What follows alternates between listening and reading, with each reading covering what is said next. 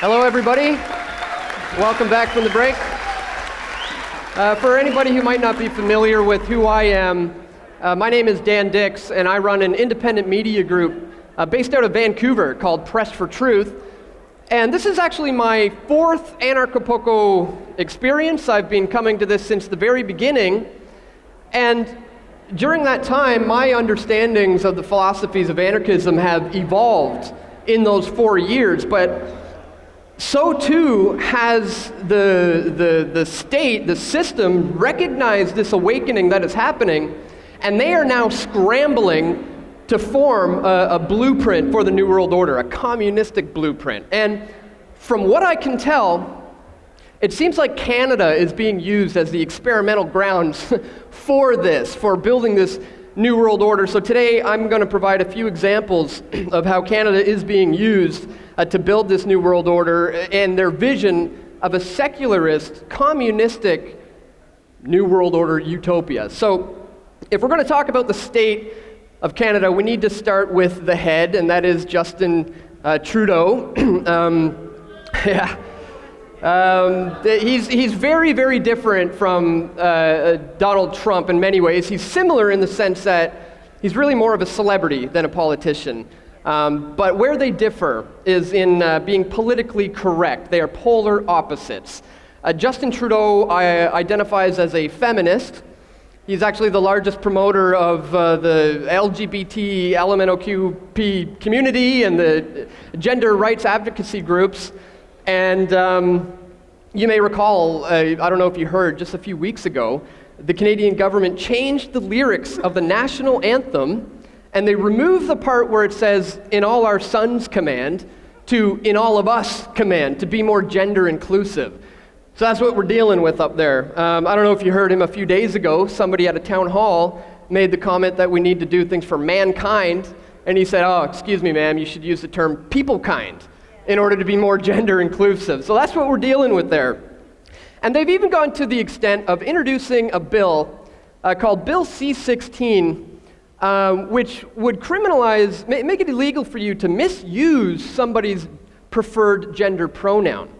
So if a man wants to identify as a woman, and you refer to him as a he instead of a her, well, under Bill C-16, you could be charged with a hate crime. And if that wasn't bad enough, in Ontario, the largest province in Canada, under Kathleen Wynne, who happens to be a lesbian, she promotes Bill 89, which would give child protection services the ability to take your child away from you if you refuse to recognize the preferred gender of your own child. And speaking of children, Justin Trudeau is actually one of the, as a feminist, he professes to be a Christian, yet he is the biggest promoter of abortion as being a woman's right to do what she will with her body, but that's in direct contrast to his own faith. So you must be asking, what in the world is going on there in Canada? It almost seems like social justice warrior ideologies have infiltrated the political system, and their ideas are starting to permeate throughout society there. And it's this next generation with their trigger warnings and safe spaces who are going to be the police and the lawyers and the judges. So what kind of a world are they going to be bringing to the West? Well, I'm already seeing a leftist alliance with Islam happening in Canada. You can't be critical of Islam right now in Canada. Under Motion 103, they have something now referred to as Islamophobia. And I've said this a lot of times, Islamophobia is really a nonsensical term because it implies an irrational fear of something.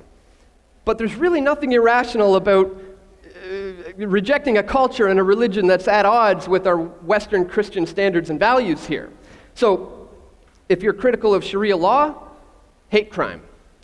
If you are critical of Justin Trudeau's immigration policies and his new integration program to integrate ISIS fighters back into Canadian society, well, you're Islamophobic. And if you're anything like me and you produce video content that points out just how ridiculous all this is and how much nonsense it is, well, you are branded as a white supremacist, a racist, or maybe even a fascist. It was not long ago I went to a rally in Vancouver. It was actually a protest where about 12 or 13 guys were planning on showing up in solidarity with the protesters in the United States who were trying to protect the American Confederate statues. You may remember that whole debate.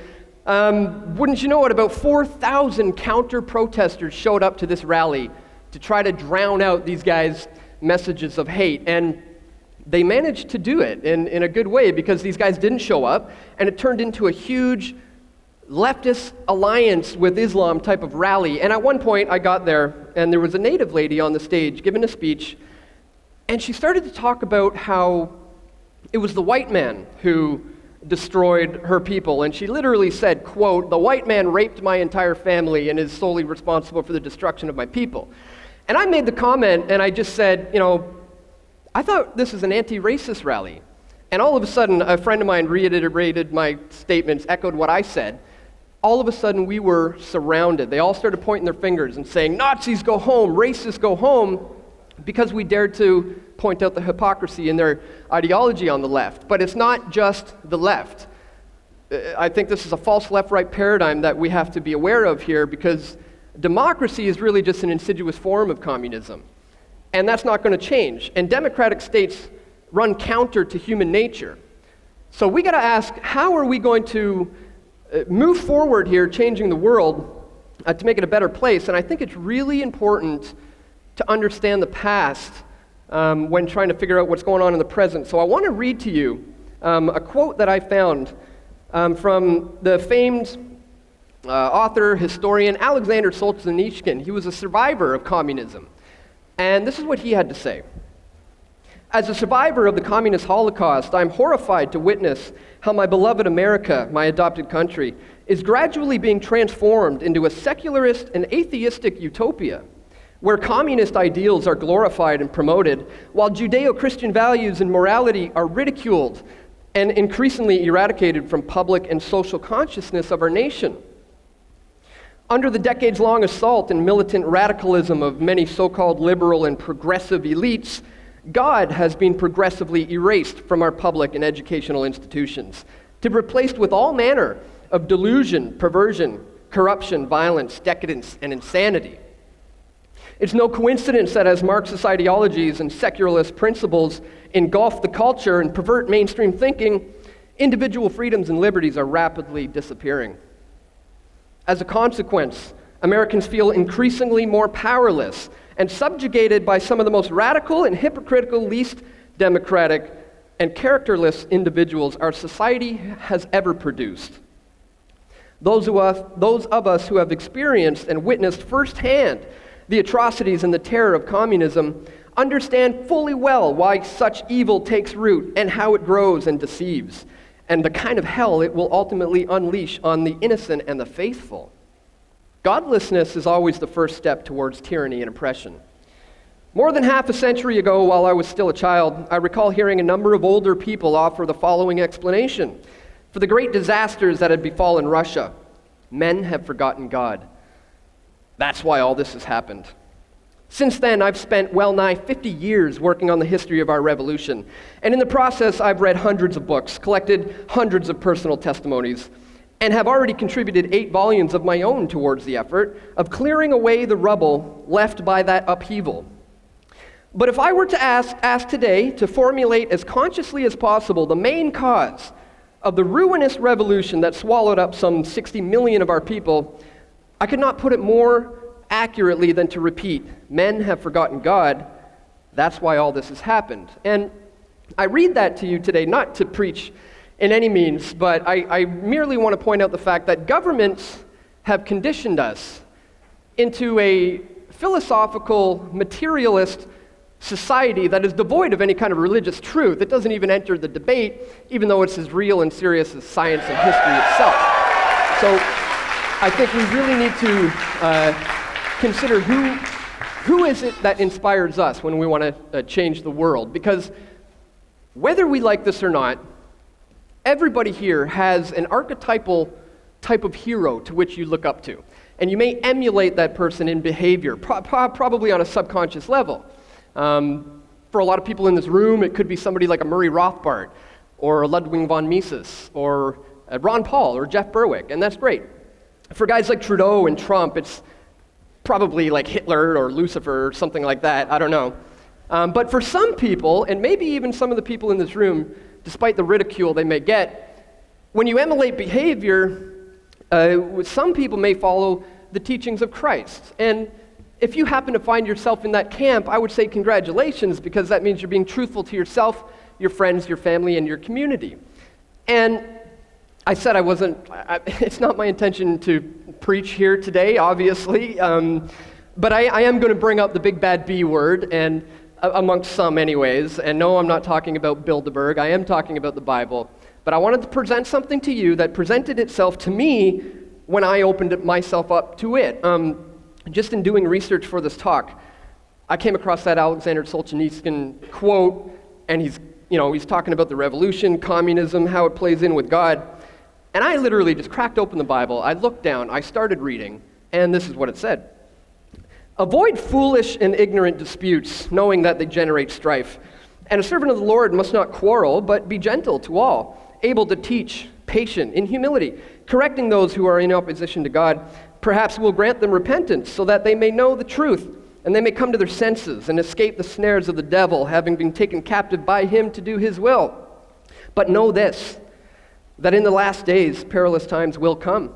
For men will be lovers of themselves, lovers of money, boasters, proud, blasphemers, disobedient to parents, unthankful, unholy, unloving, unforgiving, slanderous, without self-control, brutal, despisers of good, traitors, headstrong, haughty, lovers of pleasure rather than lovers of God, having a form of godliness, but denying its power. And from such people turn away. For it is this sort who creep into households and make captives of gullible women loaded down with sins, led away by various lusts, always learning and never able to come to the knowledge of the truth. And that's where I see society today, really. Always learning and never able to come to the knowledge of that truth. And what is this truth? Why do we need to press for truth, as it were? Well, I feel now it is my mission to inform you that unless the West rediscovers Christ, who he was, what he came here to do, and the fact that he's the very foundation of our civilization, especially in the midst of this Islamification of the West, well, unless we rediscover that tradition, I think the freedom movement and the liberty movement is going to be prevented from truly reaching the liberty that it needs to, because without Christ you're missing the full spectrum of that archetypal hero equation when it comes to how to conduct oneself properly. Because it's not all about just abolishing the state, which I am all for, but it is actually about changing yourself, being the change you wish to see in the world, as it were. And I think that that doesn't necessarily happen up here, but I think it has to happen in here. So that's the challenge today. I would like for you guys to, I'm going to challenge you that when you leave this room, you analyze yourself. Who is it in your life who maybe you have as an archetypal hero, maybe on a subconscious level, somebody you look up to and you emulate in behavior, and try to assess, is that something that's positive and good? Is it encouraging to me, my friends, my family, and my community? When I first met Jeff Berwick, it was in 2014 at a Bitcoin conference in Toronto, and I spent a considerable amount of time with him, and I told him everything that I believed in, and he said, Dan, you know what, man? You, my friend, are an anarchist, and you don't even know it yet. And I said, you know what, Jeff, I think you're right, because I was under the impression that as an anarchist, as a Christian, you can't be an anarchist, because the whole no ruler thing. And for the Christian, they obviously have a ruler. And Jeff said, but that's where you are mistaken, my friend. Nobody has violated the non-aggression principle in that mutual contract. This is a mutually agreed upon contract with one-on-one personal relationship. Therefore, you can reconnect with your Creator and have a personal relationship as a principled anarchist. And I said, that's great, I'm sold. And so I've been on it ever since. So that's the challenge, folks. I would just say, look into yourself and make sure, question that archetypal hero to which you look up to.